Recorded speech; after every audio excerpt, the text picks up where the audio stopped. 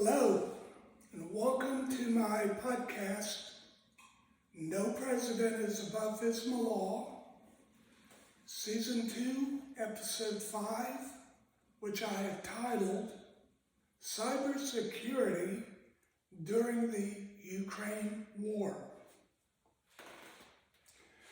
My name is James Patterson, and I am the producer of this podcast series.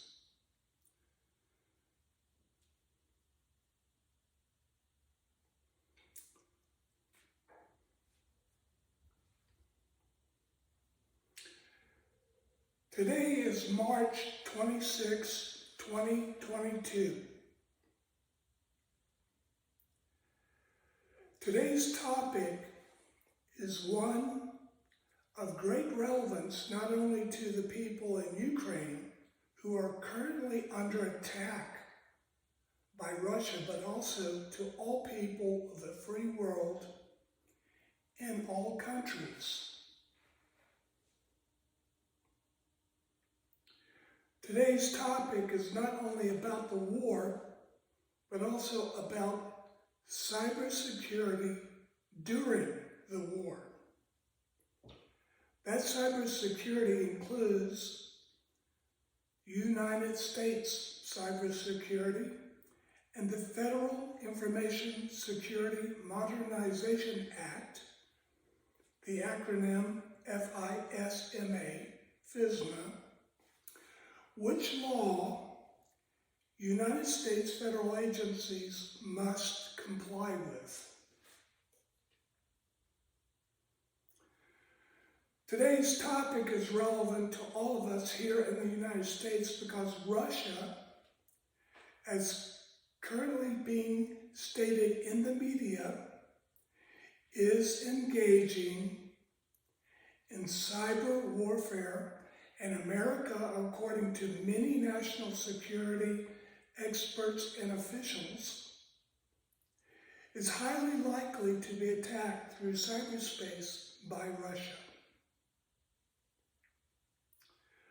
Let me repeat. America is expected to be a target of Russian cyber warfare during the Ukraine war, and of course, any other time following the war. This should come as no surprise. Russia, along with China, for years have attempted to hack systems to include the United States Patent and Trademark Office, where I spent my career in the federal government. Let us also recall the 2020 massive public and private sector security breach involving SolarWinds, which was investigated and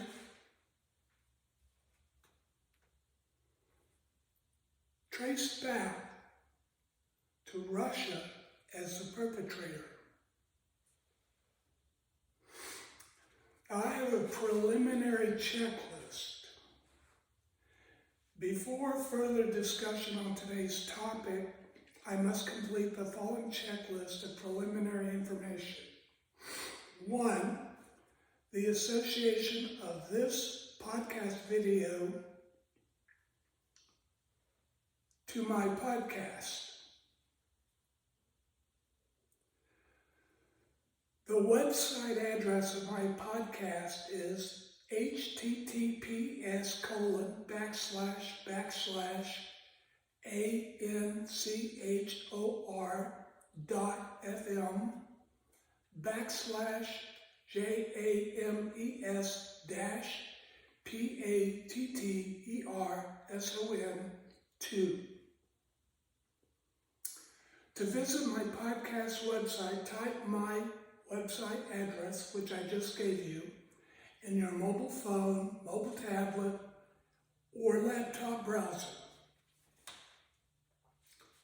Point number 2. my credentials.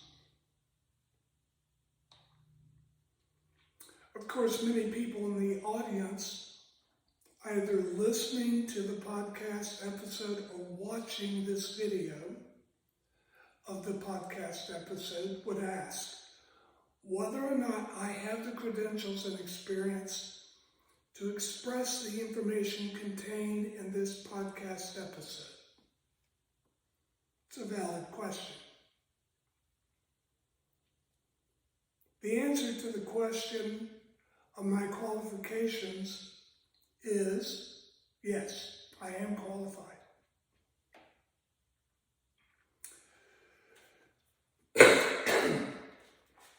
Excuse me. I obtained the following credentials from the International Information Systems Security Certification Consortium, acronym ISC2, and maintain both credentials for the years indicated. The CISSP credential. CISSP stands for Certified Information Systems Security Professional. I maintain that credential from the year 2001 through the year 2017. The second credential is the CAP, which stands for Certified Authorization Professional. I maintain that credential from the year 2001 through the year 2017. Real-world experience.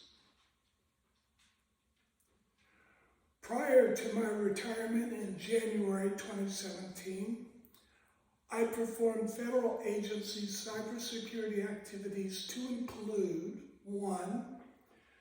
New and production system security assessments to identify system vulnerabilities and initiate remediation activities.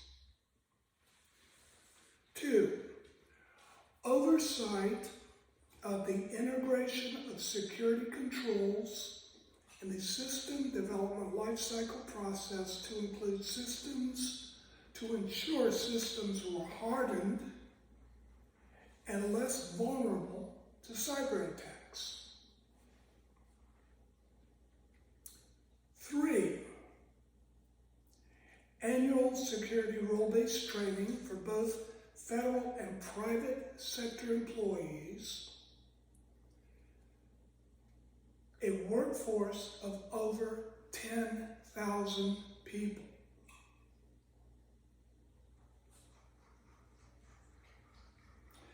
The above activities I performed at the United States Patent and Trademark Office where I was employed.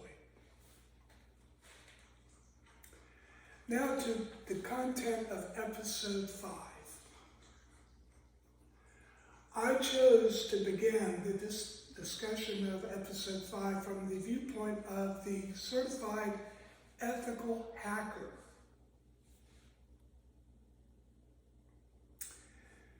The objective of episode 5 is to provide the viewer or listener with a better understanding of what is meant by cyber threats, such as in the case of Russia's current information warfare.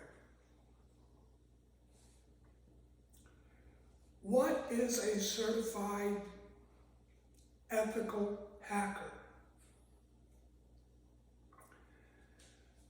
CEH is the acronym for Certified Ethical Hacker.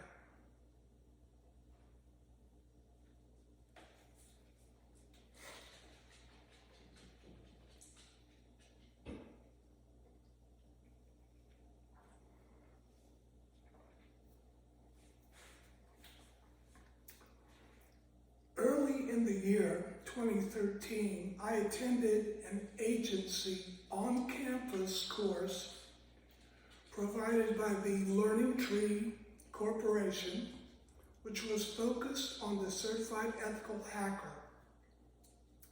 Passing the exam at the end of the course, a student is awarded the CEH Security credential.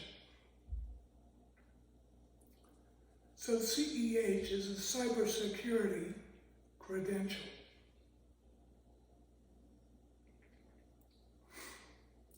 White and black hat hackers. The CEH, or Certified Ethical Hacker, is a white hat hacker. He is the good guy. The black hat hacker is the bad guy. The job of the CEH is essentially to find vulnerabilities which a black hat hacker may exploit, and to make recommendations on how to remediate the vulnerabilities, thereby reducing or eliminating exploitation by the bad guy.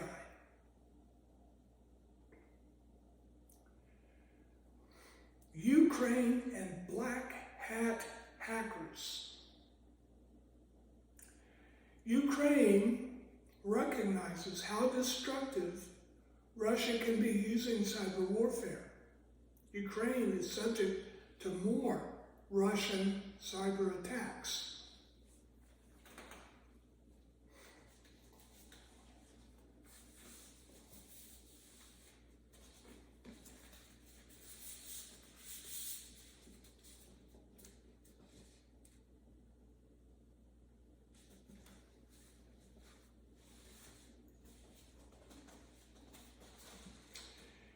In her book, This Is How They Tell Me the World Ends, by Nicole Perlroth,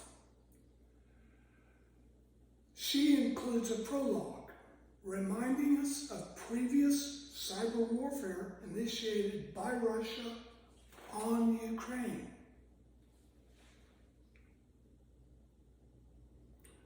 Also in the book, we become aware that Putin enjoys collaborating with black hat hackers. The CEH, or Certified Ethical Hacker, has been trained to know how black hat hackers think and the tools and tactics they use to plan out their harmful cyber attacks.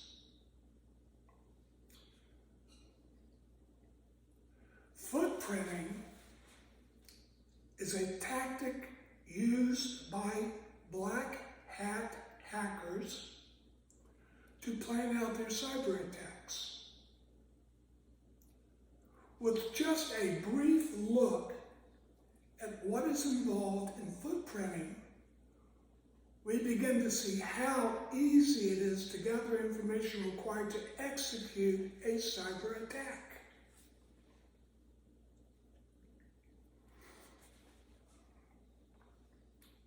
For more detailed information on footprinting, refer to YouTube and search for Ethical Hacking - Goal of Footprinting.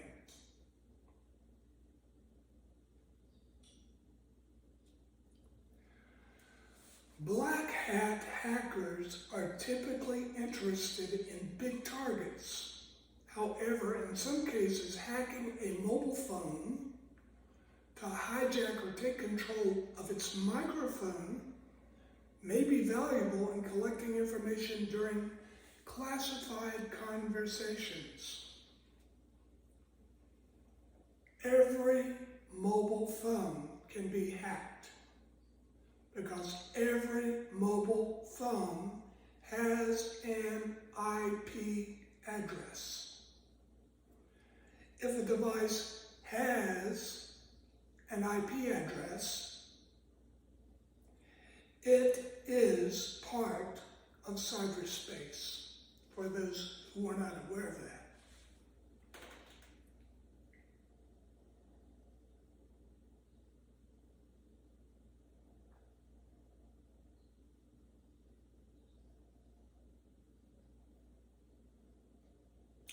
For For more detailed information on footprinting, again, refer to YouTube and search for ethical hacking - goal of footprinting.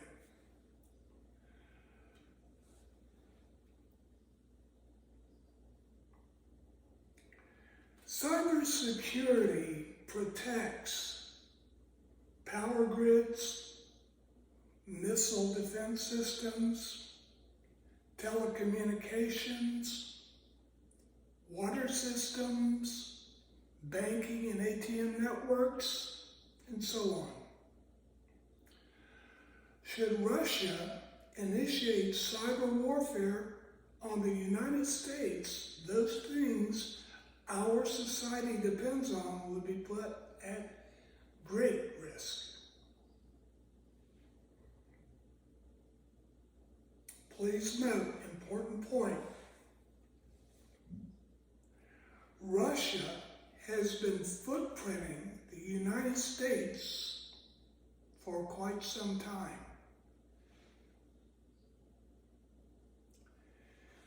We are at a point in history where we, as residents of the United States of America, must demand our elected officials be accountable for optimum cybersecurity, and that includes compliance with FISMA law both now and in the future.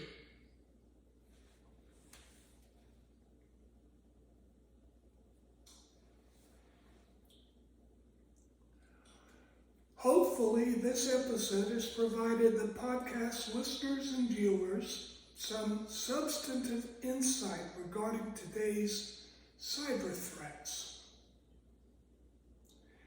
In closing, I want to re-emphasize the theme of this podcast.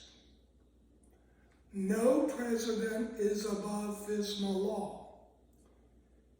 Clearly states that neither the current president, which is Joe Biden, nor any subsequent president of the United States of America is above FISMA law. Political parties do not characterize cyberspace or the dangers of compromising excellent cybersecurity practices, which FISMA law enforces. Upon inauguration, let every future POTUS be held accountable for complete FISMA compliance through both administrative policies and leadership appointments. This concludes episode 5. Until next time.